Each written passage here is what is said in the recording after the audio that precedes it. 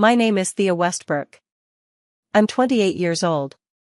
Last Tuesday, I sat inside a lawyer's office and watched my entire family celebrate millions of dollars from my grandfather's will while I held a yellow envelope with nothing inside except a phone number. My sister laughed so hard she grabbed my mother's arm. My uncle lifted his coffee cup like he was making a toast. And the lawyer? He just watched me quietly, like he already knew opening that envelope would change everything. Everyone in that room had already spent their inheritance in their heads. And me? I was the joke. The college dropout. The girl who sold chairs for a living. The disappointment. But none of them knew what would happen when I picked up the phone and called the number. Before I tell you the rest, if you enjoy stories like this, take a second to like and subscribe. And tell me where you're listening from. Now let me take you back to the morning before the will reading. The phone rang at 6:14 a.m. I know because I was already awake, tying my boots before my early shift at Birch & Stone, the furniture store I managed in Holden. It was my mother. Diane Westbrook never called before 9 unless someone had died or she needed something. This time it was both. Your grandfather passed away last night, she said. No emotion. No pause. The lawyer is reading the will tomorrow at 2. Harmon and Pace in Newark. Dress presentable. Then she hung up. I sat on the edge of my bed in the dark, staring at the wall. Outside, trucks rolled down Route 16. Grandpa Harold was 82 years old. He built Westbrook Properties from a tiny duplex renovation into one of the biggest real estate companies in Central Ohio. To everyone else, he was a businessman. To me, he was the man who kept sawdust in his shirt pockets. Every Sunday, I sat with him in his workshop while he taught me how to sand wood until it felt smooth as water. I drove to his house in Granville later that morning. My sister Nora's Lexus was already parked crooked near the porch. Inside, she paced through the kitchen while talking loudly on her phone. Uncle Victor stood outside with bourbon in his hand even though it wasn't even 9 in the morning. Finally, I heard him whisper to his wife. It's time. My mother opened the front door before I could knock. She looked me up and down. I already talked to the attorney, she said quietly. Your grandfather is leaving everything to the people who earned it. Then she walked away. I already knew what she meant. 4 months earlier, at Thanksgiving, everyone sat around Grandpa Harold's dining table. My mother loved making people compare themselves. She went around the table asking everyone to share their biggest success. Nora closed her second funding round for PropLink, my mother said proudly. Everyone clapped. Then Uncle Victor talked about new developments and business strategy. When it got to me, my mother smiled that sharp little smile she used before embarrassing someone. And Thea, she said, still works at that tiny furniture place. Selling chairs. People laughed. Not loudly. The quiet kind of laugh that hurts worse. I stared at my plate. Then Grandpa Harold tapped his glass. Thea manages that entire store, he said calmly. Inventory, staffing, accounts. That's responsibility. My mother waved him off. Dad, don't baby her. Later that night, I found Grandpa in the workshop. He sat on a stool, rubbing his thumb across a piece of walnut. Don't ever believe a diploma tells people who you are, he said. Then he looked at me for a long time. I've taken care of things, Thea. I didn't ask what he meant. I wish I had. The next day, I wore the only blazer I owned and drove to the lawyer's office. The parking lot looked like a luxury car show. Nora stepped out of her Lexus in a perfect black dress. Uncle Victor arrived in his Cadillac Escalade. My mother came in an Uber, though she still acted like she was wealthy. Inside the waiting area, Nora whispered to Victor. $4 million at least, she said. Plus the company. Victor nodded. That's the real prize. Then Nora noticed me. Oh, she said. You came. I didn't answer. I'm sure Grandpa left you something, she added with a fake smile. Maybe a nice card. The lawyer, Roger Harmon, finally called us into the conference room. The room smelled like old paper and leather. Roger opened the will. Uncle Victor got the vacation house by Lake Erie and $800,000. My mother got a Columbus apartment and $600,000. Nora and her husband Grant received $500,000 plus Grandpa's investment portfolio. The younger cousins got trust funds. Then Roger looked at the last page. And to Thea Marie Westbrook. Everyone turned toward me. Roger slid a yellow envelope across the table. My name was written in Grandpa Harold's handwriting. I opened it slowly. Inside was one sheet of paper. A phone number. And one sentence. Call when you're ready. HW. That was it. The silence lasted about 3 seconds. Then Nora burst out laughing. Maybe it's a homeless shelter, she said. My mother laughed too. Soon the whole room joined in. Only Roger Harmon stayed quiet. Outside in the parking lot, my mother walked over to me. You see, she said softly. He knew you couldn't handle real money. Uncle Victor stepped beside her. If that envelope has anything to do with the company, he warned, it goes through me. Then my phone buzzed. The family group chat.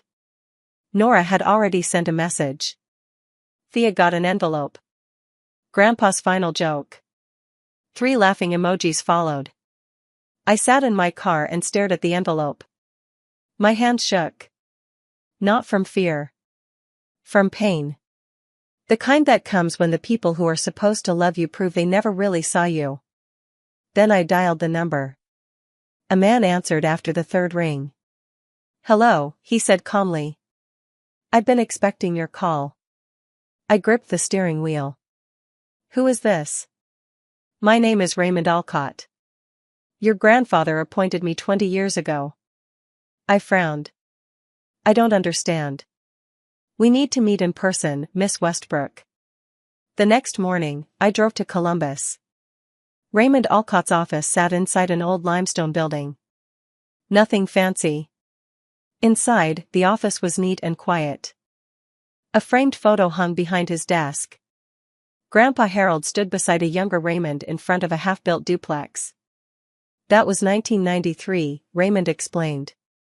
First project we worked on together. Then he opened a leather folder. In 2005, your grandfather created an irrevocable trust, he said. I blinked. The trust owns 100% of Westbrook properties. I stared at him. How much is that worth? Approximately $38 million. The room went silent. I didn't even know how to react. Why me? I whispered. Raymond took off his glasses.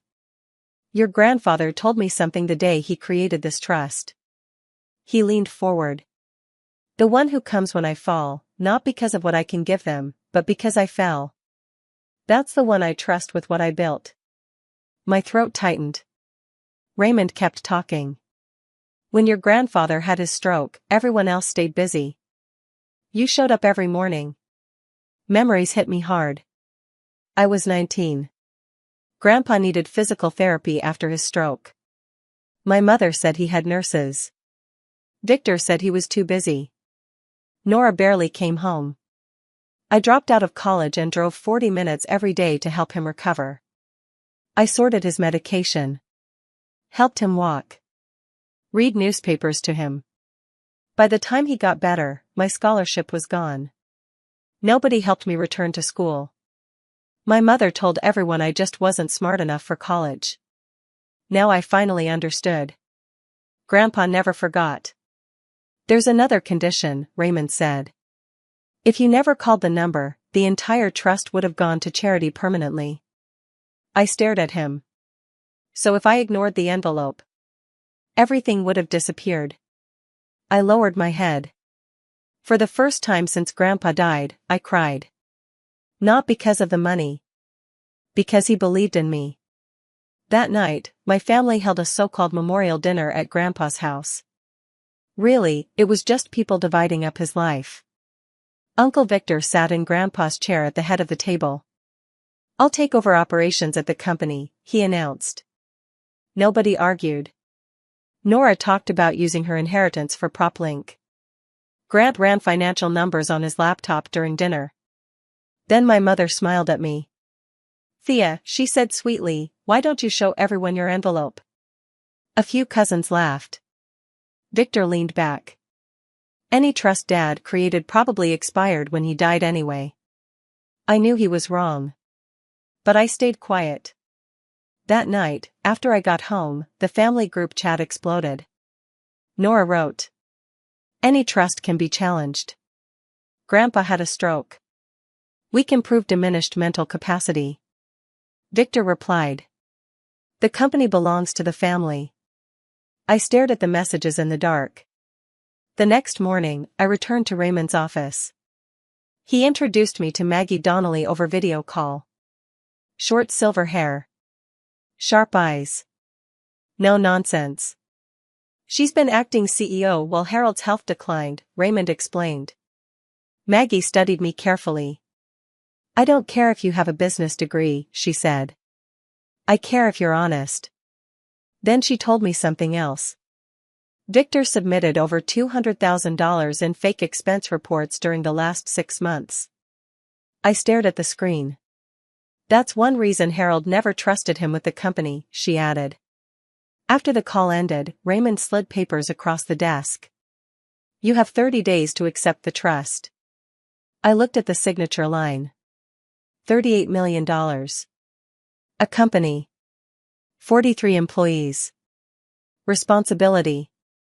"I need time," I whispered. Raymond smiled slightly. "That's exactly what Harold expected you to say." On the drive home, my phone wouldn't stop buzzing. My mother called first. "If that envelope involves money," she warned, "you owe this family answers." "I don't owe anyone anything," I replied. Then Nora texted, "If you're hiding something, court will destroy you." Victor called after that. His voice sounded fake warm. "We're family, sweetheart. Let me help you manage whatever Dad left." I hung up. That night, my mother called a family meeting at Grandpa's house. The living room was packed. Victor stood near the fireplace like he already owned everything. "We need interim leadership at Westbrook Properties," he announced. Nora supported him immediately. Then Victor looked at me. "If Harold gave you anything connected to the company, it belongs to this family." Nora stood next. "Thea sells chairs in a tiny town," she said coldly. "She isn't qualified to run anything."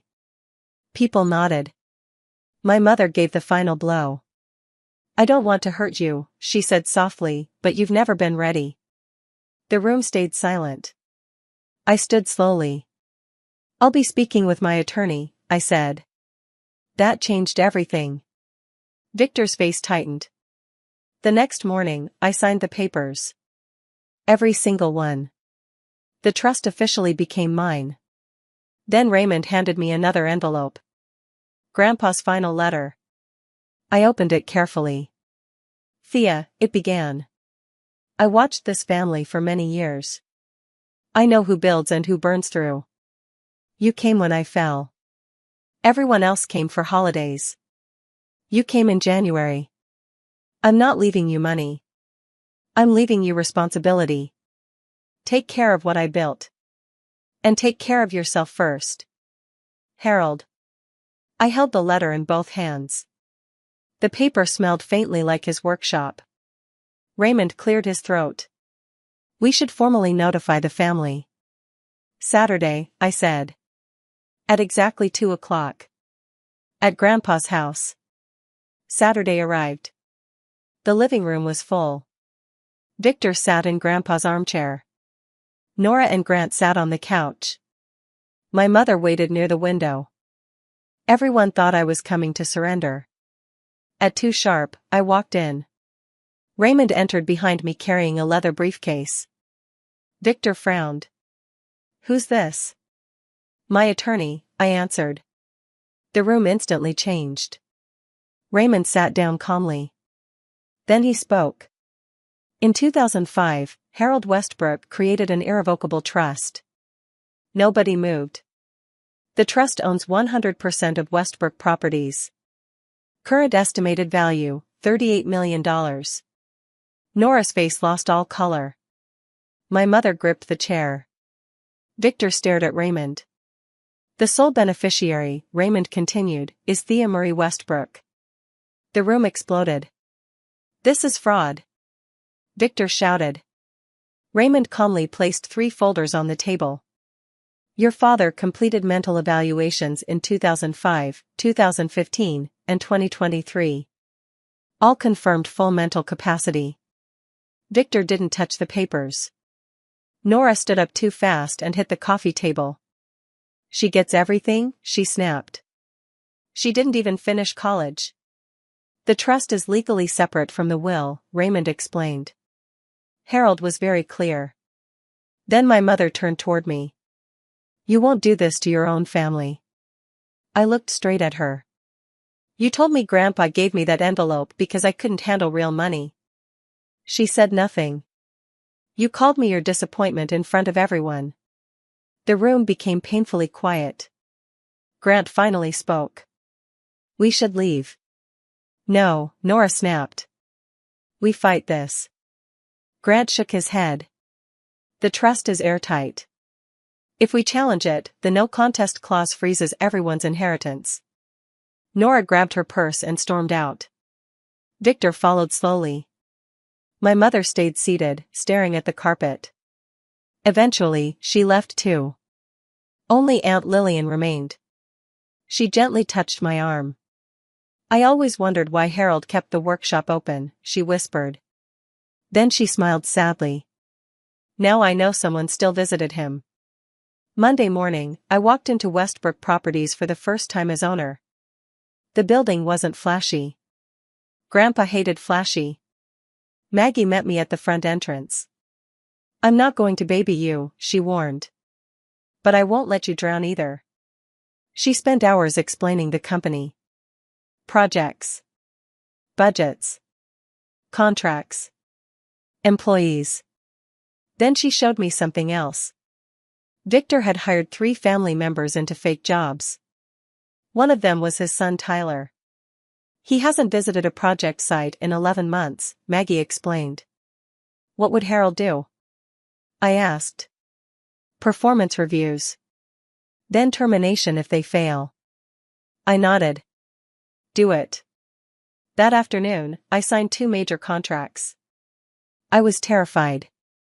But I showed up. That's what Grandpa taught me. A few days later, Victor called. You fired my son? He demanded. He's on performance review, I corrected. You're threatening family. No. I'm enforcing standards. Then I reminded him that contesting the trust would freeze his inheritance. He hung up. Later that week, Nora called. For the first time in her life, she sounded broken. PropLink is failing, she admitted quietly. Grant wants a divorce if the company collapses. We met for coffee the next morning. She looked exhausted. I know what I said about you, she admitted. I meant it back then. I was wrong. I took a slow sip of coffee. I'm not giving you money, I told her. Her jaw tightened. But Westbrook Properties needs a property management system. If your software is good enough, pitch it properly.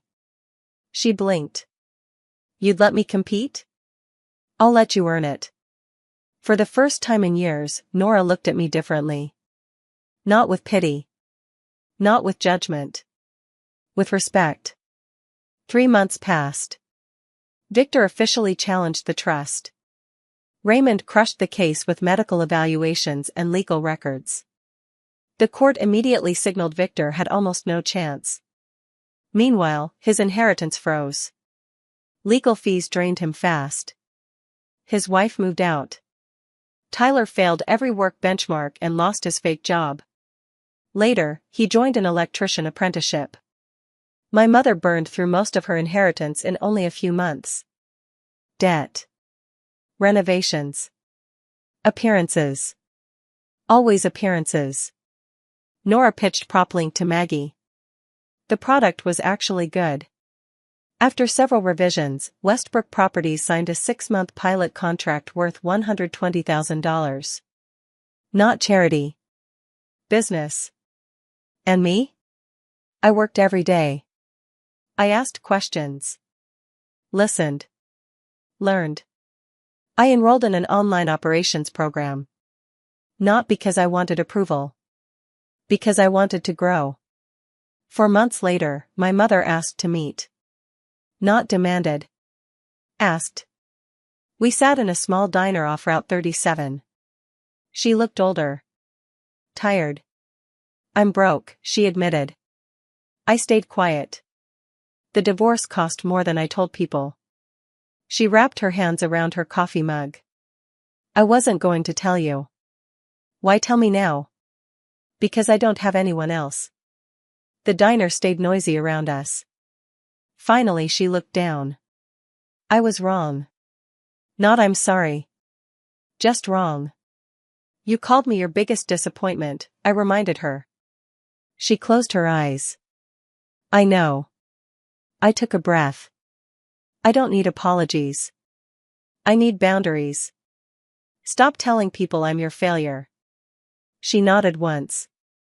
Then she stood up. At the door, she turned back. Your grandfather was right about you. Then she left. It wasn't healing. But it was something. 5 months after the will reading, Maggie dropped a folder on my desk. Inside were plans for affordable housing in Holden, my hometown. Grandpa's handwriting covered the front page. This is where we started. We should give something back. Victor killed the project, Maggie explained. Said profits were too small. I looked at the plans. 36 affordable apartments. Families who needed help. Approve it, I said immediately. Maggie almost smiled. Construction started the next week. We named it Harold's Corner. One Saturday, I walked the construction site with Pete, a foreman who'd worked for Grandpa for 22 years. Your grandfather visited every project personally, Pete said. What did he look for? I asked. Pete grinned. Everything. 6 months after the will reading, Victor called again. This time his voice sounded smaller. I dropped the lawsuit, he admitted. I know. My lawyer said there's no way to win. Silence filled the line. Then he spoke again. Is there still a place for me at the company? I leaned back in my chair. You have experience, I said carefully. But you go through the same hiring process as everyone else. No special treatment. No executive title. And the fake expense reports get addressed formally. Another long silence. Finally, he sighed. I understand. Then his voice cracked. Your grandfather wasn't confused, Thea. I just didn't want him to see me clearly. That might have been the most honest thing Victor ever said. 1 year later, Thanksgiving returned. This time at Grandpa Harold's house. Technically my house now. But I still couldn't call it that. I kept everything the same. The oak dining table. The bookshelves. The carpet Grandpa chose because he liked walking barefoot on it. His chair stayed empty with yellow flowers resting on the seat. My mother arrived early and helped peel potatoes. For the first time in years, she acted like part of the family instead of the judge of it. She even told people, Thea makes a better turkey than I ever did. Nora and Grant arrived together. Proplink had officially signed a 2-year contract with Westbrook Properties. Victor came with Tyler. Victor had gone through the interview process fairly. He now worked as operations manager. Not COO.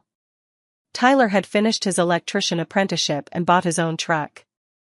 Aunt Lillian sat beside me quietly. Harold's watching, she whispered. I looked around the table. Everything wasn't magically fixed. My mother still struggled to apologize. Victor still carried shame. Nora still looked uncomfortable when people mentioned the envelope. But things were different now. After dinner, I stepped outside alone. The workshop sat behind the house exactly where Grandpa left it. I opened the door. The smell hit me instantly. Sawdust. Oil. Wood. Everything stayed exactly the same. His tools still hung on the wall. Sandpaper sat sorted by grit. The old workbench still carried scratches from 40 years of projects. I sat on Grandpa's stool. The room felt warm even in silence. I'm telling you this story now because the money was never the important part. $38 million sounds huge. But money wasn't the real inheritance. Belief was. Grandpa believed in me when nobody else did. Not because I was special. Because I stayed. I showed up when it mattered. If you're listening right now feeling invisible to the people who should love you most, hear me carefully. Your value is not decided at somebody else's dinner table. It's built quietly. In hard choices. In loyalty. In the moments nobody claps for. After everything happened, I wrote 3 rules for myself and taped them inside my kitchen cabinet. Rule 1. I will never waste energy proving my worth to people who already decided I had none. Rule 2. I will never let my past decide my future. I dropped out of school to help someone I loved. That choice cost me a diploma. But it gave me something bigger. Character. Rule 3. I can love my family without giving them unlimited access to hurt me. Love and boundaries can exist together. Grandpa didn't really leave me $38 million. He left me trust. Real trust. The kind that changes a person forever. I placed my hand on the old workbench. My palm rested perfectly where Grandpa's used to rest. Thank you, Grandpa, I whispered. The workshop light flickered once. Maybe bad wiring. Maybe something else. I smiled anyway. Then I pulled the chain. The light went dark. I stepped outside and walked back toward the house. Warm light glowed through the kitchen window. Inside, I heard laughter. Real laughter. Not cruel. Not fake. Family laughter. And for the first time in a very long time, it finally sounded like home. If this story meant something to you, tell me in the comments. And if your grandfather left you a yellow envelope with only a phone number inside, would you call? Or would you throw it away? Thanks for listening until the end.